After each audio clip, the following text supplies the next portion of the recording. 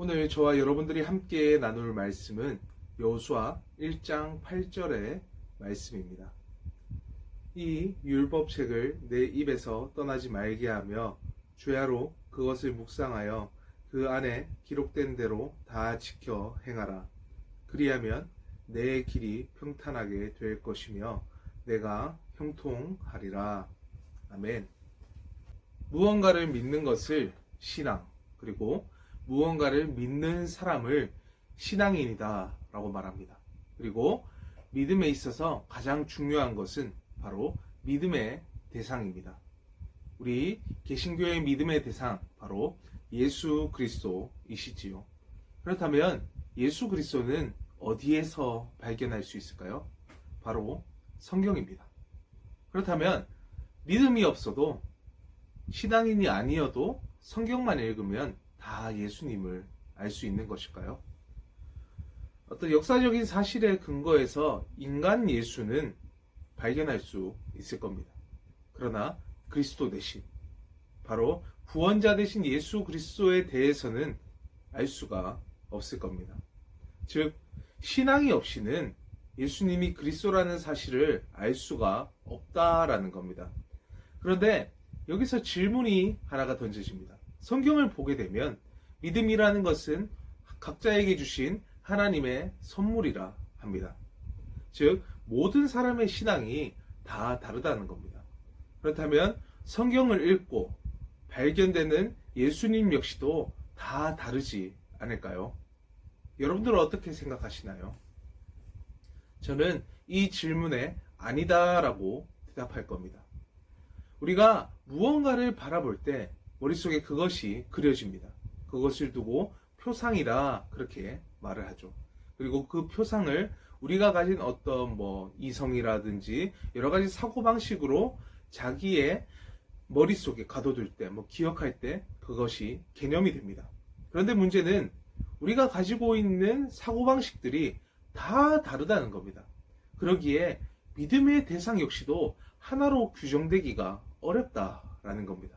결국 인간의 사고방식으로 인해서 예수님이 그리스도라는 사실을 깨닫는 것은, 거기까지 도달하는 것은 불가능하다는 겁니다.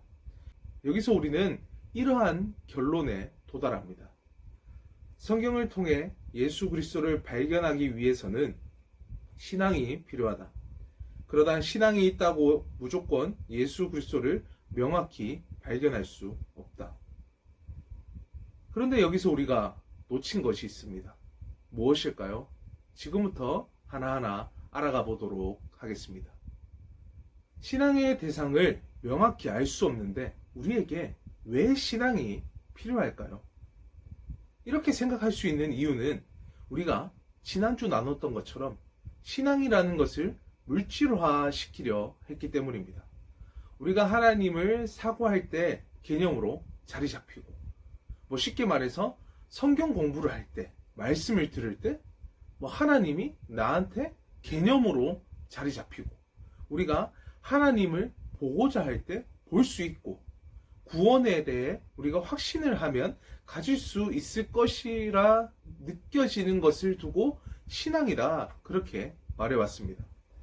이래야 신앙에 안정감이 있다고 느끼기 때문입니다. 결국 자신의 한계를 인식하지 못하고, 앞서 나눴던 것처럼 우리의 이성으로는 도달할 수 없다라는 그 한계를 인식하지 못하고 신앙인으로서 신앙을 가지고 있다, 그렇게 고백할 겁니다. 이러한 것을 한 문장으로 정리하면 이렇습니다.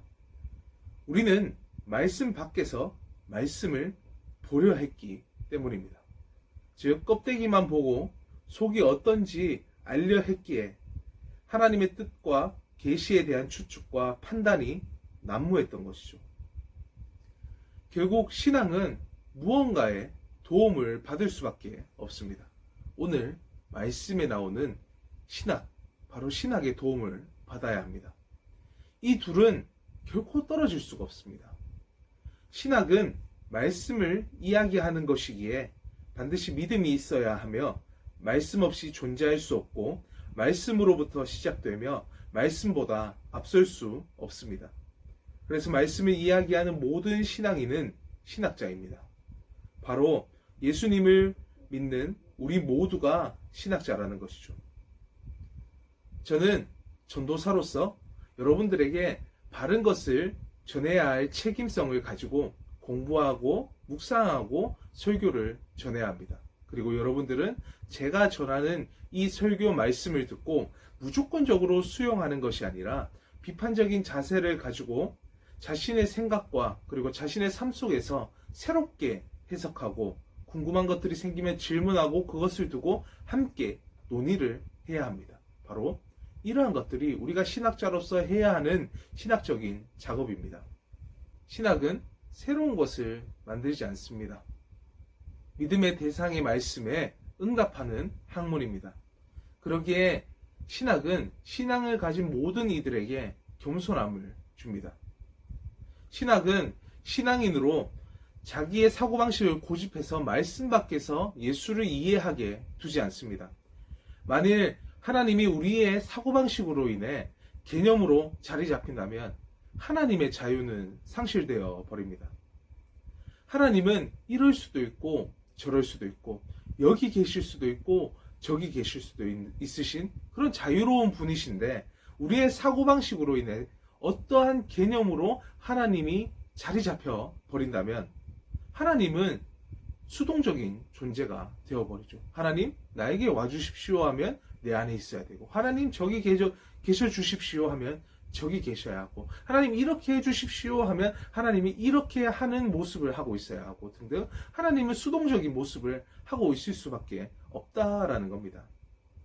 말씀을 자신의 의견을 피력하는 데 사용하는 사람들, 그런 사람들에게서 이러한 모습들이 많이 보입니다.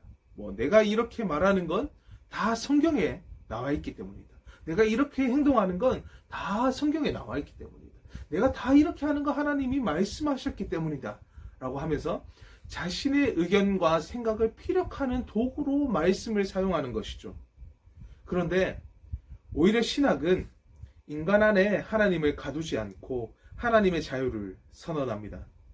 여기서 신앙인은 다양한 사고방식으로 인한 여러 종류의 하나님이 아니라 자유로우신 한 분 하나님의 여러 모습을 바라보게 됩니다. 신학은 신앙인인 우리로 말씀 안에 초대합니다. 그리고 그 가운데 우리는 찾아오시는 하나님을 마주하게 됩니다. 그때 우리가 어떤 존재인지를 깨닫게 되죠. 우리가 그렇게 말로만 들었던 죄인이라는 사실이 그때 깨달아집니다. 제가 이렇게 말한다 해서 여러분들이 깨닫는 것이 아니라 말씀을 통해 여러분들이 찾아오시는 하나님을 마주하는 그 순간 깨닫게 되어지는 것이죠. 그때 우리는 말씀 가운데서 고민하고 그리고 신앙을 고백하게 되고 이 땅에서 예수 그리스도의 제자로서 더 이상 신앙이라는 것을 추상적으로 두는 것이 아니라 살아내므로까지 이어지게 합니다. 쉽게 말해서 신학은 신앙을 삶의 자리에서 실현시킵니다. 신학자 칼 바르트는 그에 져서 개신교 신학 입문 중에 믿음 부분에서 다음과 같이 말합니다. 신학의 대상이 어떤 사람을 취하고 놀라게 하고 당황하게 만들고 의무를 부과함으로써 그가 실제로 신학자로서 살고 연구하고 사고하고 읽고 실존할 수 있도록 만든다. 바로 이 사건이 믿음이다. 성경은 하나님의 계시와 그리고 인간의 응답으로 이루어져 있습니다. 이 계시라는 것은 인간이 스스로의 힘으로 앞에서 본 것처럼 이성으로 결코 알아낼 수 있는 것이 아니며 하나님의 자유로 인해서 우리에게 주어지는 겁니다. 그래서 사무엘은 이렇게 말합니다. 주여 말씀하옵소서 주의 종이 듣겠나이다 라고 고백하고 이사야는 하나님을 향해서 스스로 숨어 계시는 하나님이다 라고 고백합니다. 그렇다면 어떻게 인간은 하나님의 계시에 응답할 수 있을까요? 신앙을 물질화시킨 사람들이 하나님의 계시를 두고 이것이다 저것이다 이렇게 말해왔죠. 어떠한 현상이나 사건, 미래에 일어날 어떠한 일 등을 두고 하나님의 뜻이다 하나님의 계시다 그렇게 말했던 것이죠. 다 풀어내려고 했던 겁니다. 하지만 그것들은 자신의 사고방식을 벗어나지 못합니다. 그러나 성경이 말하고 향하는 계시는 오직 하나입니다. 예수 그리스도. 그분 안에서만 하나님은 당신의 뜻을 명확히 보여주셨기 때문입니다.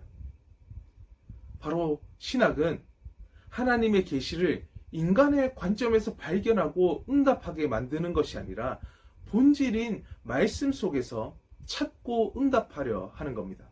그때 말씀으로 찾아오시는 하나님으로 인해 예수 그리스도라는 계시를 알게 되어집니다. 그리고 그분 안에서 보여주신 하나님의 뜻을 알게 되어지는 것이죠.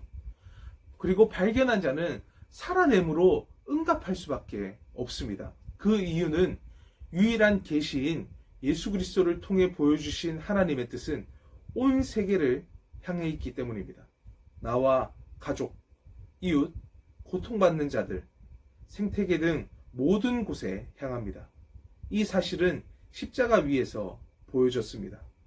믿는 사람만을 위한 십자가가 아닌 온 세상을 향한 십자가임이 선포된 것이죠.